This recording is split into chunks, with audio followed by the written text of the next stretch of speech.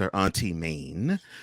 Describe yourself as a mixed black nerd, hence the title of one of your podcasts, Blurred Comics. Mm. Now, how is that designation giving you such strength over the course of time? And I know you suffer some difficulty too. How did people also make it difficult for you to live the life of a mixed black nerd?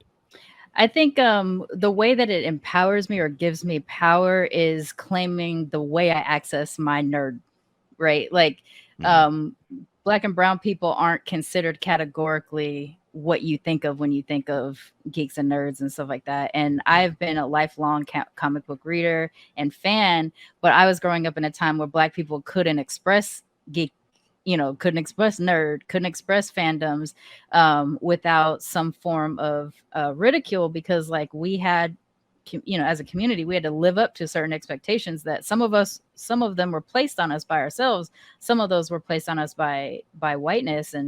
Um, and so I had to hide this aspect of myself and didn't really get to be my full self. But the way that I access any kind of fandom is through my mixed black lens. Like the way I describe myself, like growing up, I was a black girl who happened to have a Japanese mom. Mm. And then I left and went to the suburbs and lived in a predominantly white community. And that's how I learned I was mixed. That's how I learned people didn't see me as a black kid, because I was black and at home. But when I left that community, the other people that existed around me didn't see me as that way. So I was fighting to constantly share, like, I'm black, like I'm black. Like, I don't know how else to say that I'm black. I don't know how to maneuver any other way. Right. Right. So I tell people, like, I was black until I was about 15, 16, and I moved to a different community, and that's when I became mixed. So the reason why I put forward that I am even identifying as a mixed person is because I know that my face comes with questions. I know that my skin tone comes with questions, my hair texture. Right. And rather than being accused of cultural appropriation or co-opting or anything like that, I'm putting forward, like, I know that you can identify me as black, but guaranteed. Like, that's why I usually say I'm mixed black versus even saying mixed black Asian or anything like that. Because I exist in a predominantly black life. My life is everything that I access through my black lens, and nerdery is a part of that. Where people have taken it away from me is more of or attempted to, because you can't take away from me. Of course not. Where they've attempted to is the thing of just like, I'm a femme-bodied person, so obviously you can't be a nerd because people with boobs can't understand comics, evidently. Things like that. It's like, first of all, you're a femme, then you're brown, then you're like, there's so many things about you that aren't coding nerd, and that's because they're centering whiteness, and they're centering in particular 18 to 45-year-old white guys. Like, that's who gets to be, in quotation fingers, who gets to be a nerd. And then you see me, and more often than not, I can go head to head with people's comic book knowledge. And they're just a guy who likes Batman or Superman. And I'm a person who reads all kind of like, there's so many things, like, you're not going to contend with me in some cases, and not, and I don't have nearly as much knowledge as some of our mutual friends, that we both know in blurred spaces. Like, they're the people I go to when I don't know something.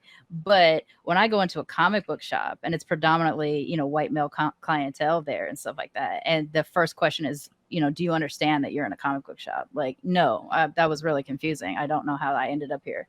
Or, like, if I pick up a certain book, it's like, do you understand that this is a part of a series? And that this is like the second book. And I'm like, do you understand that I walked straight to that section, grabbed one book, didn't browse, came to the front because this is all I want? There's so many times in which someone has tried to make me seem like I don't know anything. Or, are you buying this for your boyfriend? Do you know what other books he collects? First of all, assumptions, like, you don't know my deal at all.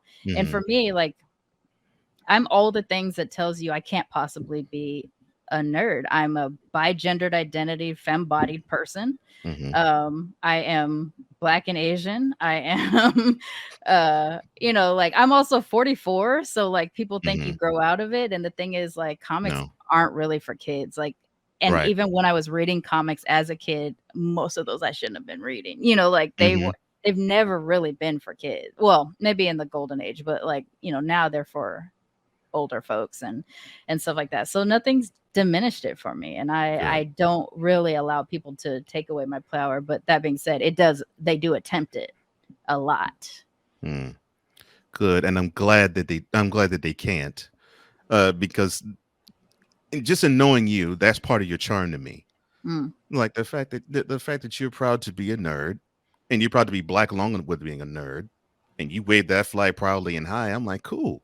Rocket sis, I want you to do it. Yeah.